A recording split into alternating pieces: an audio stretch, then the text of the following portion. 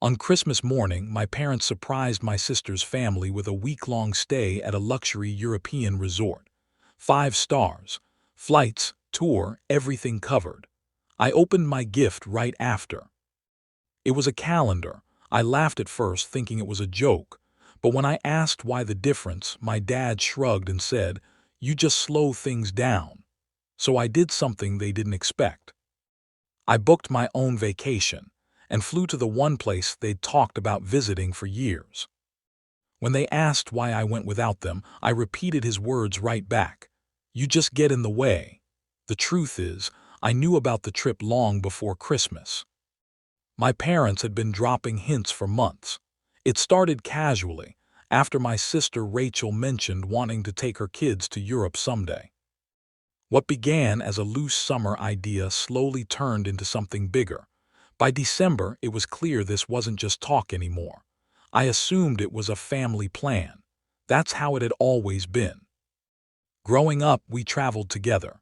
Sure, things changed as we got older, but I never thought I was suddenly excluded. Christmas morning looked perfect on the surface. Rachel's family arrived early. The tree lights were glowing, the house smelled like cinnamon rolls my mom had made, and everyone played their part like it was a normal, happy holiday. I'd put real thought into my gifts. Nothing flashy, just meaningful. I even wrapped the kids' presents in themed paper and made little tags myself. Then came the big reveal. My parents handed Rachel a massive box and watched her like they were holding their breath.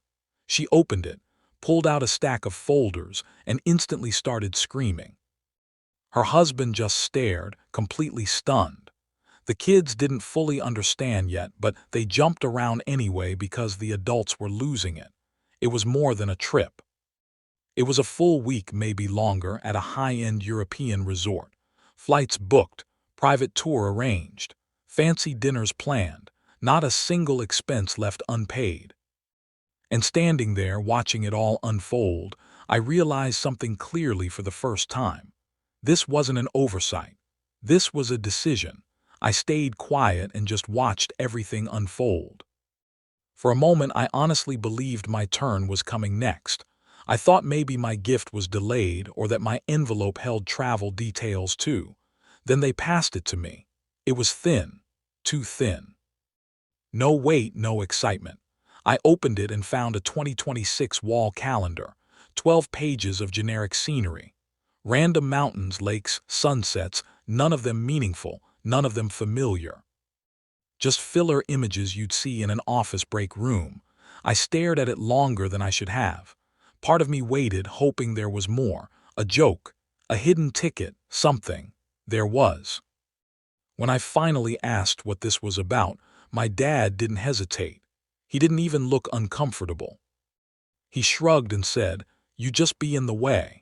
It felt like the room went silent, even though it didn't. Rachel glanced at me for half a second, then looked away. Her husband kept flipping through the travel papers like nothing had been said. My mom started picking up wrapping paper, already moving on. I sat there holding that calendar, pretending it mattered. It didn't. It wasn't a gift, it was a message. 2 weeks later, they left for their vacation. And once they were gone, the posts never stopped. Vineyards, old streets, river walks with gelato. Every photo had the same predictable captions, and I played along. I liked every post, left cheerful comments. "Looks incredible. So happy for you all," kept the performance going. What they didn't know was that, on the second day of their trip, I booked one of my own. I called my cousin Stacy, the one person I trusted not to talk, and asked her one question. "Want to go to the Maldives?" That place had always been my parents' dream. Not Rachel's, not mine. I booked it exactly the way they'd booked hers. First-class flights, overwater villa, infinity pool, candle-lit dinners over the water. The only difference, I paid for it myself, and I didn't hide it. Every morning I posted ocean views, sunset drinks, snorkeling clips. I tagged the resort every time so there was no confusion about where I was. My parents saw all of it. They finally reached out on the fourth day. By then, it didn't matter anymore. I'd already shared plenty photos, short clips, even a saved highlight called Heaven. They didn't react publicly. No likes, no comments. Instead, a message popped up in a group chat with me and Stacy. "Are you actually in the Maldives?" I didn't respond. Stacy didn't either. We were out on a boat, watching dolphins glide through the water beside us. I wasn't about to break that moment for a text full of disbelief. Later that evening, I checked my phone again. There was another message waiting. My mom wrote that she thought this destination belonged to them, that it was something they'd talked about for years. My dad added that he'd imagined all of us going together someday. That word "together" hit harder than anything else, as if I hadn't been told straight to my face that I'd be in the way. As if I was supposed to quietly accept being excluded, hang a calendar on my wall, and feel grateful while cheering from the sidelines until they decided I'd earned a spot. That version of me was gone. I didn't reply, I just kept living. One of the photos Stacy took showed me sitting at the edge of the infinity pool, a book in my hands, the ocean melting into the sky behind me. No filters, no effort, just peace. Like I belonged exactly where I was. The caption was simple: "Some dreams are better chased alone." That's when everything changed. My parents' posts from Europe suddenly stopped. No more smiling photos. No landmarks, no food shots, just silence. I checked Rachel's page. She was still posting like clockwork, the kids posing in front of castles. Souvenirs laid out on the hotel bed. Hot chocolate smiles every morning. But my parents, nothing. I wasn't trying to punish them, not intentionally. I just wasn't willing to shrink myself anymore to protect their comfort. They made their choice first. I wasn't being petty. I was matching energy. Midway through the trip, something unexpected happened.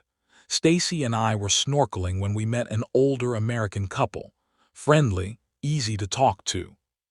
Later, they recognized us at the resort bar and invited us for drinks. Turned out they were travel bloggers, retired early, living life island to island. While talking, I casually mentioned that my parents had always wanted to come here but never did. The woman looked surprised and said, "You brought your cousin instead." Stacy laughed. I didn't. I just said they chose something else. The man smiled and replied, "Then they missed out. You fit here." That moment stayed with me. Not because I needed validation, but because it felt like balance. On day 6, Stacy posted a reel. Slow-motion dives, glowing water at night, sunsets, laughter. The last clip was me laughing so hard I nearly spilled my drink. Her caption read, "Nothing gets in her way." It took off. Shares, comments, DMs nonstop. Someone asked if I was an influencer. A girl from high school messaged, "I needed this. I'm done waiting to be included." I pinned that. That's when my dad finally called. No greeting. Just one question. "Why would you go there without us?" I answered instantly, using his exact words from Christmas morning. "You just get in the way. You just get in the way." I said it once and ended the call. He rang again. I let it buzz. Stacy glanced at me but didn't ask anything. She already knew. She'd seen it all, not just Christmas but the years before. The subtle jabs. The way Rachel's life was always treated like the gold standard, while mine was the backup option. That call wasn't closure. It was the spark. By the time we flew back, I knew the real drama was still ahead. My parents didn't handle embarrassment well. And this time they were embarrassed in public. We landed early Sunday morning, exhausted, jet-lagged, but lighter somehow. Stacy looked at me and said, "Ready?" I laughed. The vacation was over, but the consequences were just getting started. My mom had promised to pick me up from the airport. She confirmed it before I left. But when I walked outside with my suitcase, she was nowhere to be found. I waited 10 minutes, then 20. I called. No answer. Eventually, a text came through, something came up. "Hope you got home safe." That was it. No apology. I took an Uber.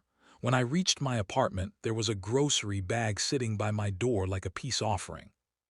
Inside were cheap paper towels, off-brand dish soap, and a pack of plastic forks. No note, no explanation. I stared at it, then laughed. The message was loud and clear. We noticed you were gone. Just not enough to care. I left the bag right where it was. 3 days passed with silence. Then, on Wednesday, while I was working from home, someone knocked. I opened the door to find my mom standing there unannounced, holding a plastic container of beef stew. Like this was a casual visit. "I was nearby," she said. She wasn't. She lives barely half an hour away. Still, she showed up unannounced. She stepped inside, scanned the room like she was checking for cracks in the walls, then settled onto the couch as if this was a normal mother-daughter visit. No hesitation, no apology. "You never told us you were going to the Maldives," she said. I didn't dodge it. I met her eyes and replied calmly, "You never told me I wasn't included in Europe." She launched into explanations, how that trip was meant for Rachel's family, how I was more self-sufficient, how I didn't rely on them the same way. She framed it like praise, like being overlooked was something I should feel proud of. Then she added, "You could have waited. We always talked about going together." I almost laughed. Waited for what? An invitation that was never coming. I didn't argue. I didn't justify myself. I let the silence do the work. She placed the stew on the counter and left less than 5 minutes later, her smile tight and controlled, like she was holding her dignity together with effort. That's when I knew the vacation wasn't the real turning point. This was. The following week, Rachel invited me over for what she called a relaxed dinner. I hesitated, then went. I showed up wearing something new from the trip, skin still sun-kissed, hair lighter from salt and heat. Stacy had joked I looked calm in a way people can't fake. Rachel hugged me at the door like nothing was wrong, but the second I stepped inside, I saw it.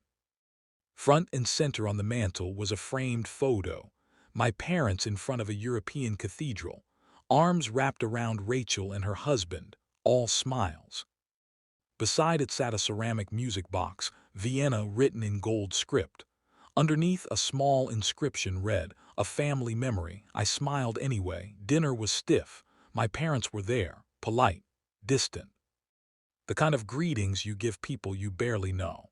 Halfway through the meal, Rachel's husband casually mentioned the Maldives, just a throwaway line. But the room shifted. "Oh right, she had a great trip too," someone said. My mom didn't even look up. "We noticed," that was all.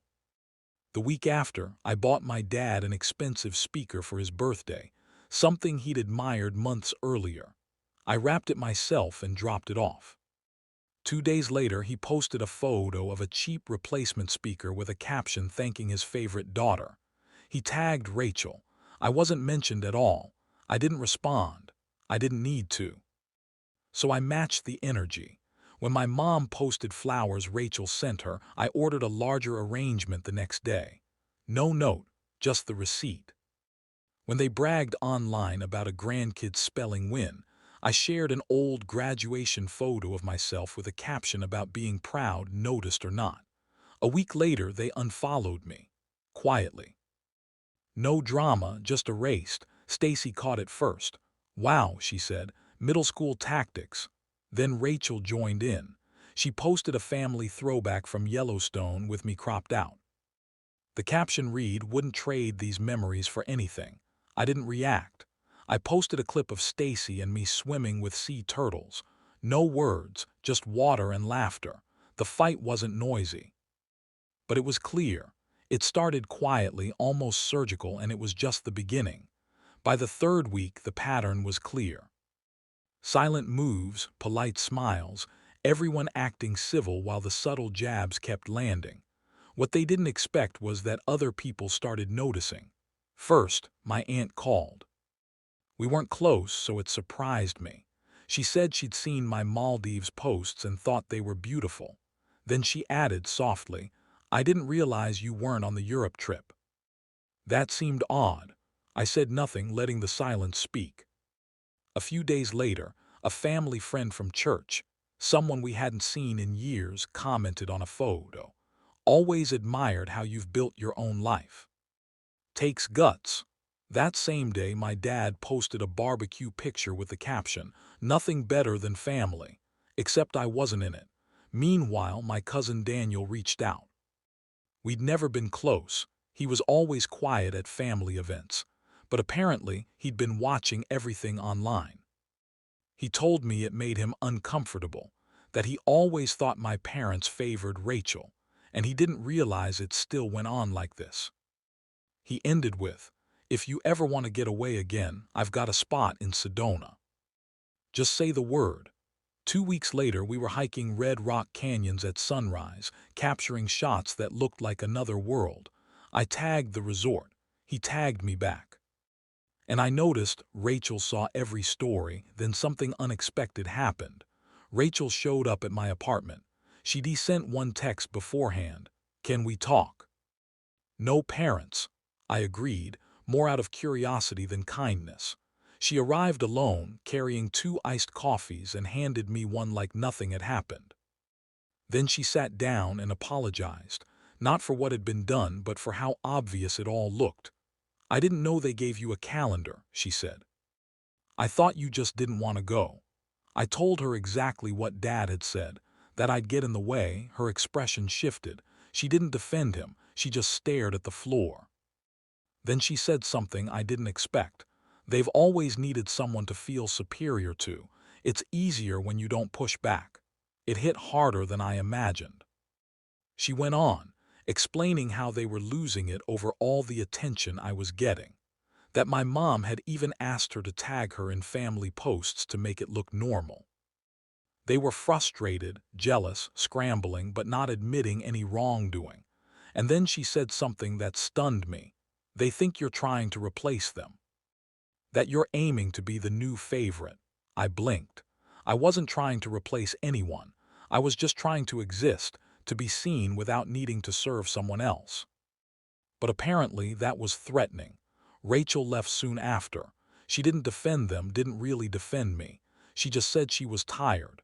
The next day, an email from Dad appeared in my inbox.